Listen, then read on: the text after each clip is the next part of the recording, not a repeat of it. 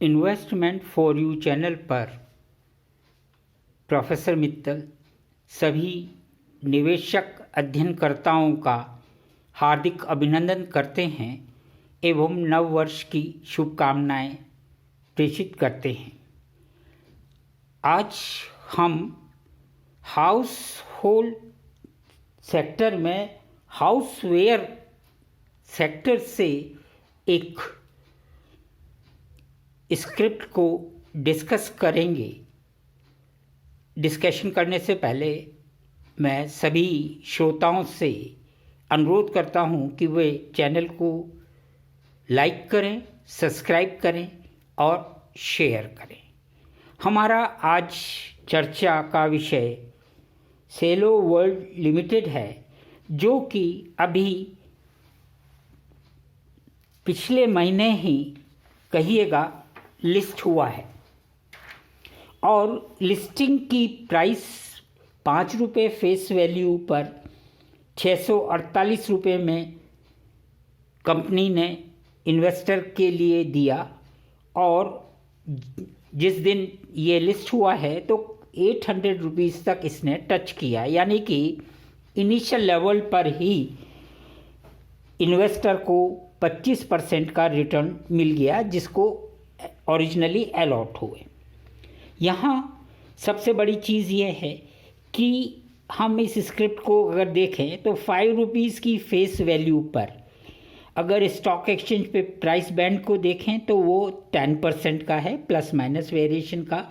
अगर 52 week high low देखा जाए तो 837 और 749 लो रहा।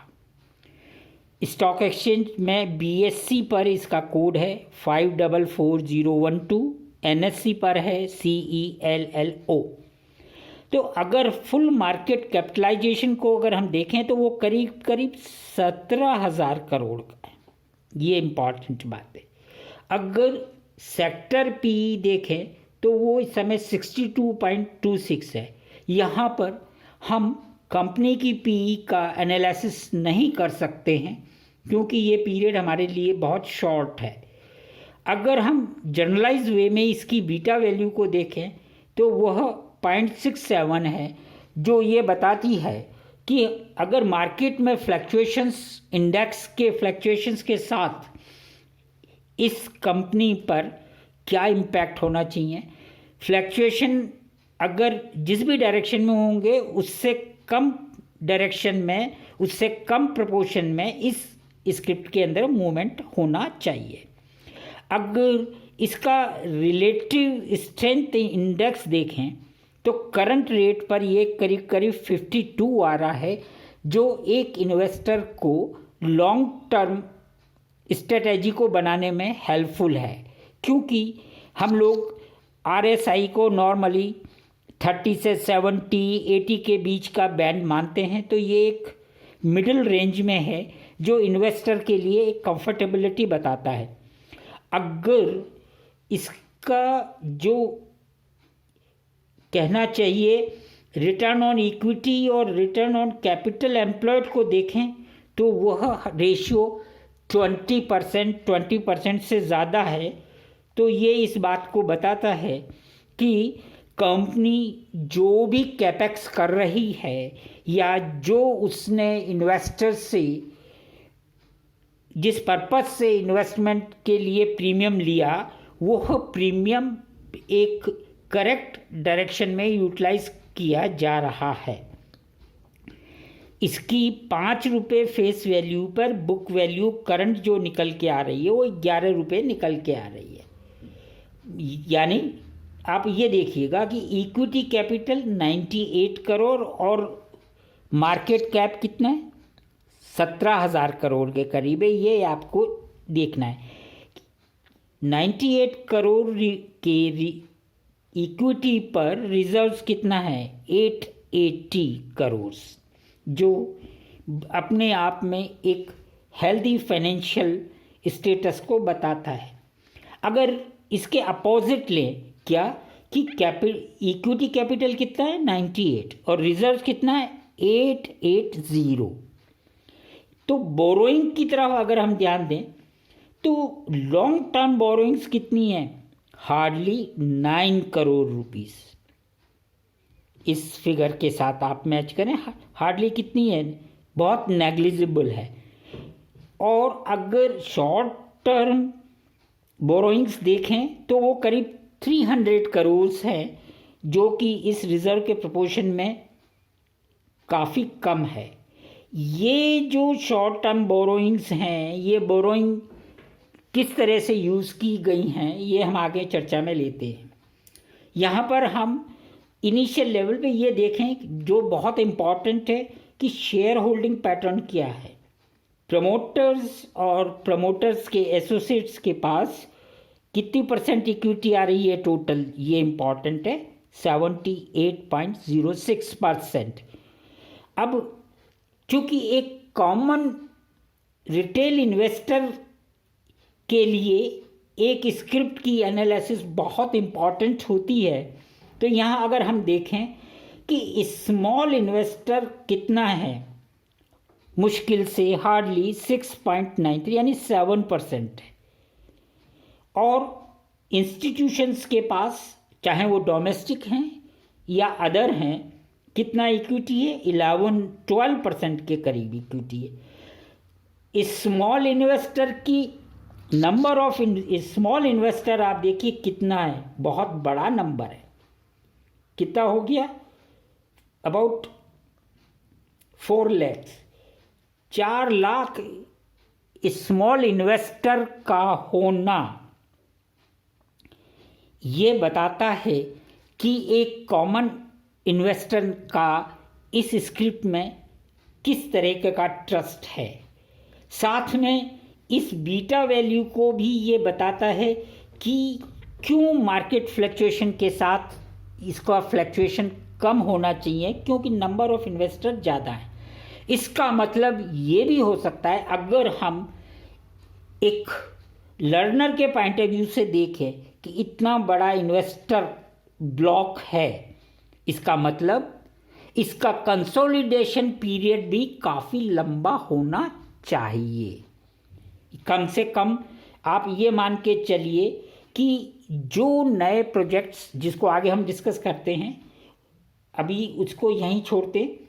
अब एक और इम्पॉर्टेंट चीज़ है जो आपको दिसंबर में जो 3rd क्वार्टर के आपको रिजल्ट्स आएंगे, वहाँ पर इन्वेस्टर पैटर्न में, शेयर होल्डर पैटर्न में आपको रिलायंस कॉमर्शियल भी मिलेगा और ये भी मिलेगा। इन्होंने करीब करीब, रिलायंस ने 16 लाख शेयर्स उठाए। किस रेट में? इम्पॉर्टेंट है, 800 रुपये में। और प्लुट्स वेल्थ ने कितने उठाए? करीब करीब 12.5 लाख शेयर्स। तो ये जो 800 का जो लेवल है, वो एक इन्वेस्टर को यह समझने में सहायता दे रहा है कि स्क्रिप्ट का मूवमेंट लोएस्ट लेवल में कहाँ पर रजिस्ट करना चाहिए, क्योंकि एक बड़े इन्वेस्टर्स ने जिस रेट में अपनी होल्डिंग करी हुई है, तो ये स्वाभाविक बात है कि वो रेट आएगा, उससे नीचे का भी आएगा, क्योंकि मार्केट स्ट्रक्चर चेंज करना बहुत ज़रूरी होता है स्क्रिप्ट को आगे बढ़ने के लिए। तो जो चेंजेस किस में आएंगे? इनिशियली स्मॉल इन्वेस्टर के पास ही चेंज आएंगे। तो हमको इस स्क्रिप्ट पर यह मान के चल सकते हैं कि आज यह स्क्रिप्ट लॉन्ग टर्म इन्वेस्टमेंट के लिए करंट जो भी स्टेटस है, रेट है, वहाँ पर एक हेल्दी इंडिकेशंस या डायरेक्शंस हमको दे रहा है। अगर हम इसके फाइनेंशियल हेल्थ को देखें तो चूँकि ये अभी लिस्ट हुई है, तो कंपैरिजन स्टॉक एक्सचेंज पर जो डाटाबेस दिया जाता है और एक इन्वेस्टर ने जितने में इन्वेस्ट करके अपनी इक्विटी को लिया है, वहाँ से हम इसको स्टार्ट करें तो अब हम देखेंगे इसके अगर फाइनेंशियल हेल्थ को देते हैं, रेवेन्यू फ्रॉम ऑपरेशंस अगर हम देखें तो फाइनेंशियल ईयर 2023 में कितने करोड़ थी? 17, ये कहिए कि 1800 करोड़ थी, 1797 1800 करोड़ थी। और अगर हम फर्स्ट हाफ का रिकॉर्ड देखें, यानी फर्स्ट 2 क्वार्टर्स में अगर हम देखें, क्वार्टर 1 में कितना था? 472, सेकेंड क्वार्टर में 489, यानी 2 क्वार्टर्स की अगर हम फिगर्स को देखें तो करीब करीब 1000 करोड़ के करीब आ रही है। इसका हम प्रोजेक्शन ले सकते हैं, उसका मैं बेस बताने की कोशिश करूंगा कि क्यों रेवेन्यू ऑपरेशंस हाई हो सकते हैं। ये 2 क्वार्टर निकले, ये आप देख ही रहे। इसके बाद में थर्ड क्वार्टर के अंदर फेस्टिवल सीज़न, मैरिज सीजन और उसके बाद में इंडियन सोशल स्ट्रक्चर पर जिस तरह के चेंजेस हो रहे हैं, अगर आपने देखा होगा कि अभी करंटली जो अनऑथराइज्ड डाटा है कि जनवरी में कंज्यूमर, रिटेल कंज्यूमर जो पंसारी वाला कहना चाहिए, वहाँ पर 50,000 करोड़ की सेल आइडेंटिफाई हुई है। तो स्वाभाविक बात है कि 50,000 करोड़ की सेल जनवरी में आई है। अभी आपके आगे थर्ड क्वार्टर के रिजल्ट आने हैं, फोर्थ क्वार्टर के रिजल्ट आने हैं। जनवरी के रिजल्ट्स का इम्पैक्ट आपको फोर्थ क्वार्टर के रिजल्ट्स में मिलेगा, यानी फाइनेंशियल ईयर टोटल में। यहाँ ग्रॉस प्रॉफिट को देखें तो फाइनेंशियल ईयर 23 में अबाउट 900 करोड़ था, यानी 50% के करीब था। और अगर हम फर्स्ट हाफ में देखें इसको, ये फर्स्ट क्वार्टर, सेकंड क्वार्टर, तो वो 500 करोड़ के करीब है। और वो हमारा ग्रॉस प्रॉफिट अबाउट 53% इंक्रीमेंटल है। अगर एबिटा को देखें तो फाइनेंशियल ईयर 2023 में 421 करोड़, या कहिएगा इंक्रीमेंट 23.4, और फर्स्ट हाफ में 25.4 करोड़, ये फर्स्ट क्वार्टर, ये सेकंड क्वार्टर। तो अगर आप परसेंटेज देखें तो वो भी बढ़ रही है। प्रॉफिट आफ्टर टैक्स को अगर आप देखें तो फाइनेंशियल ईयर 23 में 285 अप्रोक्सीमेट 15% से बढ़कर क्या हो गया? 17.6% हो गया, जो यह इंडिकेट करता है कि इन्वेस्टर ने जो भी इसमें अपना इन्वेस्टमेंट किया है उसके रिटर्न के लिए वह कंफर्टेबल होना चाहिए। अब इसकी बिजनेस मैट्रिक्स को भी देखना बहुत ज़रूरी है कि अगर हम रेवेन्यू के वर्टिकल्स को देखें कि भाई किस किस सेक्टर से, यानी कि हाउसवेयर में भी आप क्लासिफाई करें तो कहाँ कहाँ से क्या क्या आ रहा है। तो जो फर्स्ट हाफ की रेवेन्यू का अगर हम वर्टिकल निकालते हैं तो कंज्यूमर वेयर, यानी कि आप जो घर में जो थर्मल और दूसरी हाउसवेयर्स इस्तेमाल करते हैं, वो रेवेन्यू इसका क्या है? टोटल रेवेन्यू का 66% है।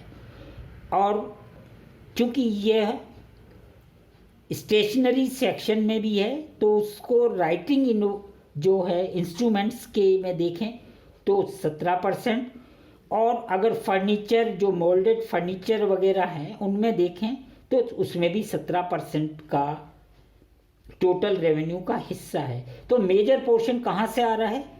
कंज्यूमर वेयर से आ रहा है। अब कंज्यूमर वेयर में भी क्या कैपेक्स हो रहा है उसको हम अभी आगे देखते हैं। अब अगर हम ये देखें कि ये जो रेवेन्यू वर्टिकल है ये कहाँ कहाँ से आ रहा है, अगर हम ग्रॉस, पहले इसको इधर से रेवेन्यू से ग्रॉस प्रॉफिट वर्टिकल्स पे ले फर्स्ट हाफ में, तो कंज्यूमर वेयर से टोटल ग्रॉस प्रॉफिट का 53% आता है। वो किनके थ्रू आ रहा है ये इम्पॉर्टेंट है कि करीब 40+ डिस्ट्रीब्यूटर्स हैं इनके पास और करीब करीब 59,000 रिटेलर्स हैं जो इनको कंज्यूमर वेयर का रेवेन्यू का प्रोपोर्शन देते हैं जो ग्रॉस प्रॉफिट से हम निकाल रहे हैं। अगर राइटिंग इंस्ट्रूमेंट की बात करें तो यहाँ पर कंपनी के पास 29 सुपर स्टॉकिस्ट हैं और अबाउट 1500 डिस्ट्रीब्यूटर हैं और रिटेल सेलर जो है रिटेलर्स वो है करीब करीब 60,000। इसका मतलब यह है कि कंपनी रूरल और अर्बन सेक्टर दोनों में अपना एक्सपेंशंस अपना मार्केटिंग स्ट्रेटेजी को बना रही है जो उसके ग्रॉस प्रॉफिट में दिखाई दे रहा है। तो राइटिंग इंस्ट्रूमेंट से भी रेवेन्यू कितना है 58% के करीब टोटल का है। और अगर मॉड्यूलेटेड फर्नीचर वाले सेक्शंस में जाएं तो ग्रॉस प्रॉफिट्स में से कौन जनरेट करके दे रहा है 1000 डिस्ट्रीब्यूटर्स और करीब करीब 7000 रिटेलर्स आपकी ग्रॉस प्रॉफिट के वर्टिकल्स को जनरेट कर रहे हैं। अब यहाँ पर एक और इम्पॉर्टेंट फैक्टर है जो सेलों के लिए हमको देखना चाहिए क्या कि इसका जो डिस्ट्रीब्यूशन चैनल मिक्स है फर्स्ट हाफ ईयर के लिए 2024 का, तो इसके पास जनरल ट्रेड से रेवेन्यू जो आ रहा है वो करीब करीब 76% आ रहा है। यानी आप मार्केट में जा रहे हैं, शॉपकीपर से आप पर्टिकुलर कंपनी का प्रोडक्ट परचेज कर रहे हैं, वो कैटेगरी किस में आती है जनरल ट्रेड में। एक्सपोर्ट 10% है, ऑनलाइन 9% है और जो मॉडर्न ट्रेड है कि भाई आपका हाइपर मार्केट सुपर मार्केट और मॉल्स वगैरह वहाँ से प्रपोर्शन इसको 5% मिल रहा है। तो यहाँ जो बिजनेस मैट्रिक्स यह बता रही है कि यदि कंपनी इस स्ट्रेटेजी को फॉलो करेगी तो बहुत तेज़ी से आगे ग्रोथ करने के चांसेस हैं। अब आते हैं हम इसकी इम्पॉर्टेंट चीज़ क्या है कि इसने जो आपका 250 करोड़ का कैपेक्स राजस्थान में किया है, 20,000 टन इंस्टॉलेशन कैपेसिटी किस चीज़ की सोडा लाइम ग्लासेस की और इसका प्रोडक्शन लाइन मार्च 2024 में आ जाएगा।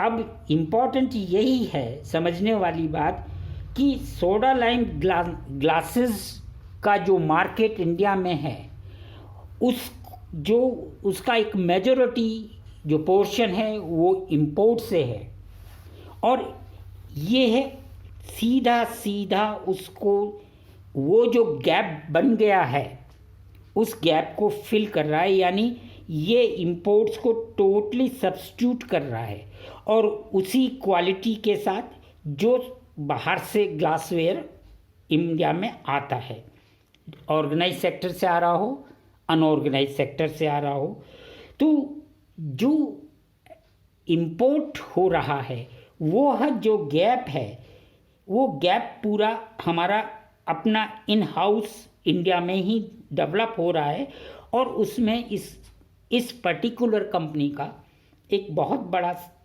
कंट्रीब्यूशन आने जा रहा है जो आने वाले 3, 4, 5, 7 क्वार्टर्स में हमको दिखाई देगा।